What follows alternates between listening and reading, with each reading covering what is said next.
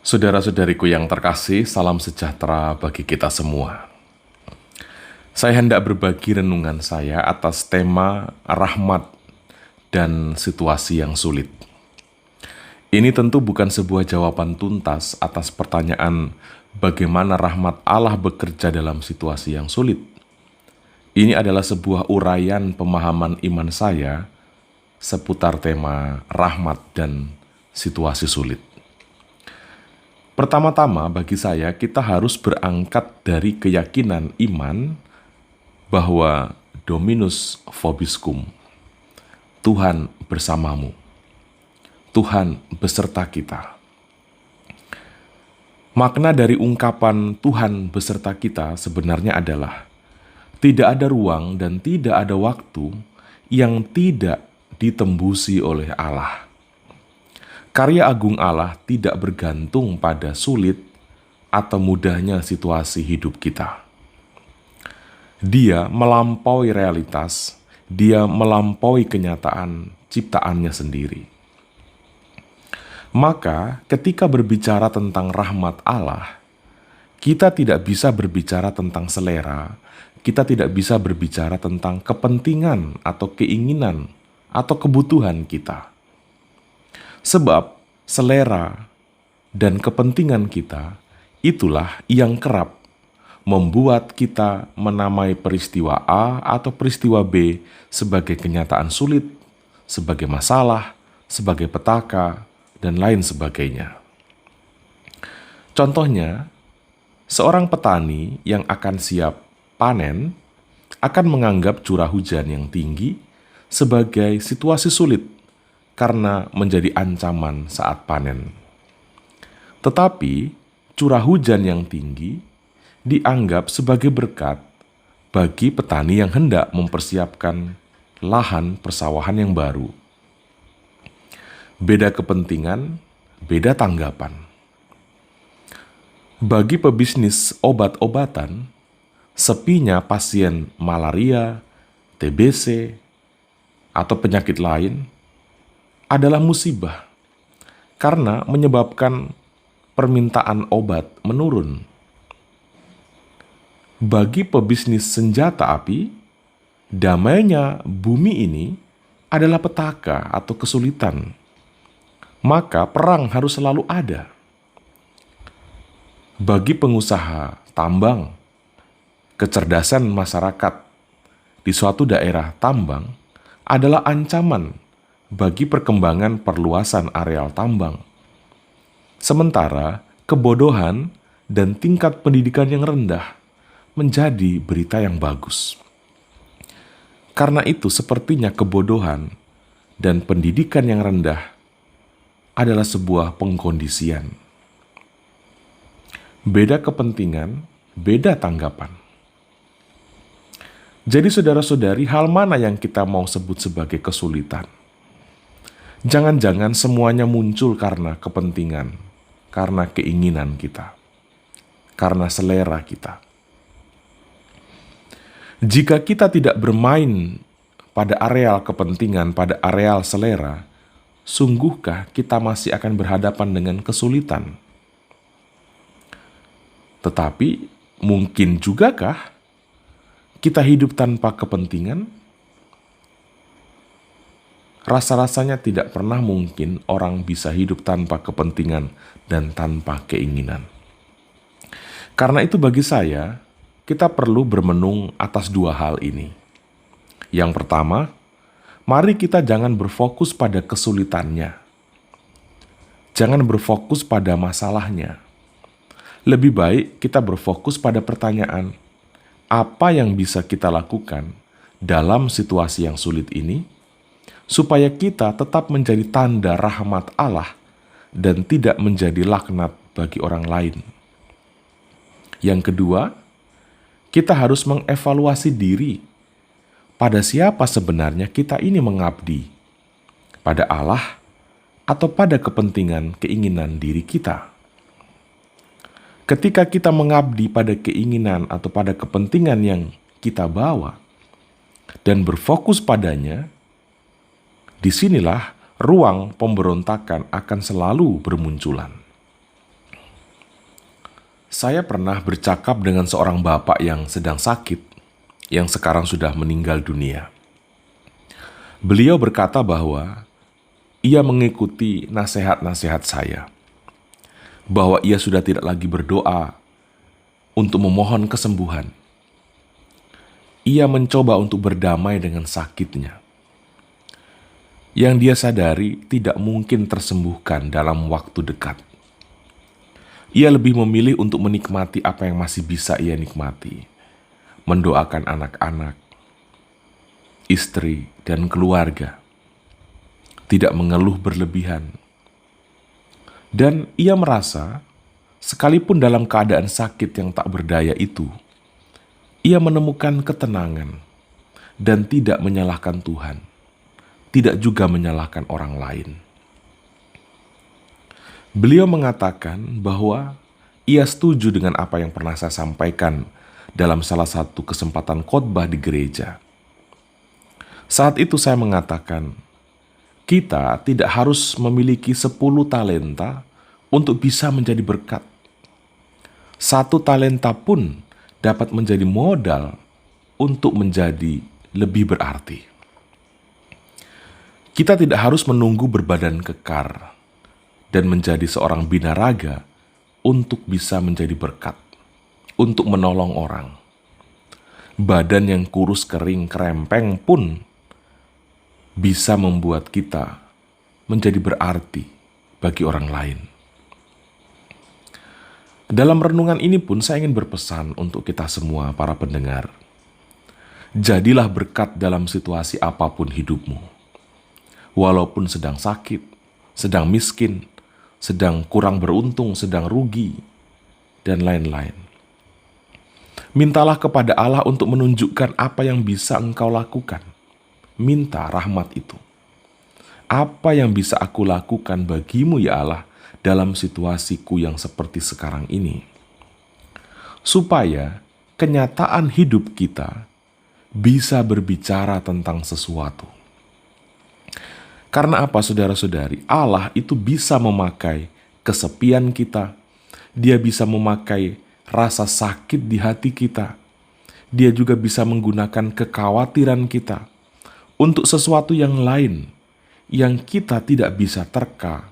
Apa itu? Kuncinya adalah jangan memperjuangkan diri sendiri selalu. Allah menghadirkan kita di dunia ini bukan sekedar untuk numpang hidup, bukan sekedar untuk cari hidup, tetapi untuk memberi dan mempersembahkan hidup. Kita hidup bukan untuk mencari dan mempertahankan kesehatan, tetapi untuk mempersembahkan kesehatan. Kita perlu selalu sehat, supaya semakin lebih maksimal untuk menjadi berkat. Kita harus berjuang dan bekerja untuk mencari makan, mendapat uang, membeli beberapa hal material. Supaya apa? Supaya kita menjadi semakin lebih maksimal untuk menjadi berkat.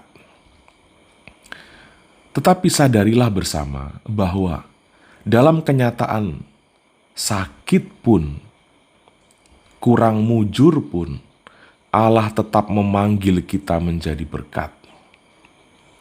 Mintalah pada Allah agar sekalipun tinggal dalam situasi yang serba kekurangan, sulit, sakit, dan miskin, kita tetap dapat menjadi berkat dengan cara-cara yang unik dan indah. Sebab kita semua ketahui, tidak sedikit orang yang berubah jadi laknat saat ia mulai melarat. Nah, saudara-saudari terkasih, renungan ini toh akhirnya mengajak kita semua untuk jangan begitu mudahnya mengutuki penyakit. Jangan begitu mudahnya untuk mengutuki kejatuhan, kegagalan, musibah, bencana, pengkhianatan, kemiskinan, dan lain-lain. Benar bahwa kita tidak menyukai semua itu, dan kita memohon juga supaya hal-hal itu tidak terjadi. Tetapi sadarlah bahwa kesulitan-kesulitan yang sedemikian juga bisa menjadi ruang di mana Allah bekerja. Karena itu, jangan begitu mudah mengutuki sesuatu yang tidak menguntungkan dan tidak menyenangkan kita. Saya pernah bertanya, kalau penderitaan ternyata juga menjadi ruang kita bisa bertemu Tuhan, apakah kita tetap akan mengutuki penderitaan? Saudara-saudari, renungan kita ini sebenarnya mengarah sampai pada salib Kristus. Kekristenan bagi saya memberikan sebuah jawaban yang paling pas dan sempurna untuk menanggapi pergumulan hidup manusia. Kekristenan memberikan jawaban yang final terhadap begitu banyaknya misteri tentang Allah dan misteri tentang kemanusiaan. Pada salib Kristus kita melihat ada pengkhianatan di situ. Ada penyangkalan, ada kebencian, ada pertaruhan kepentingan, ada penolakan, ada keputusasaan, ada kekecewaan. Peristiwa yang ada di sekitar salib Kristus menunjukkan semua itu. Tetapi, lihatlah respon Kristus atas semua kesulitan, semua rasa sakit, dan semua kenyataan itu. Ia hening, ia diam. Pada keempat Injil, semua mencatat Yesus sangat minim berkata-kata ketika ia mengalami jam-jam terakhir hidupnya. Ketika ia dihadapkan pada pengadilan, disesah, sampai akhirnya ia wafat di salib. Susaku Endo memberi judul novelnya The Silent. Malapetaka yang bagi banyak orang dianggap sebagai kutuk, dianggap akhir dari perjuangan, dianggap batu sandungan, dianggap hal yang memalukan, dianggap kebodohan, dianggap kesia-siaan dan lain-lain. Tetapi justru menjadi ruang bagi Allah untuk menyatakan sesuatu yang tidak terduga. Gereja sekarang ini, kekristenan, adalah karya mengagumkan dari Allah atas pengalaman salib.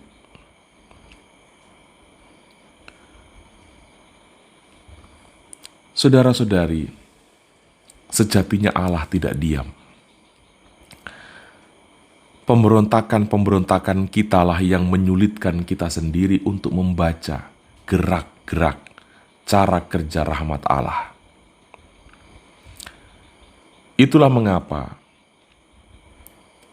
kita perlu memandang salib dalam diam dan hening. Aktivitas memandang salib harusnya menjadi rutinitas beriman yang harus selalu dilakukan oleh setiap murid Kristus.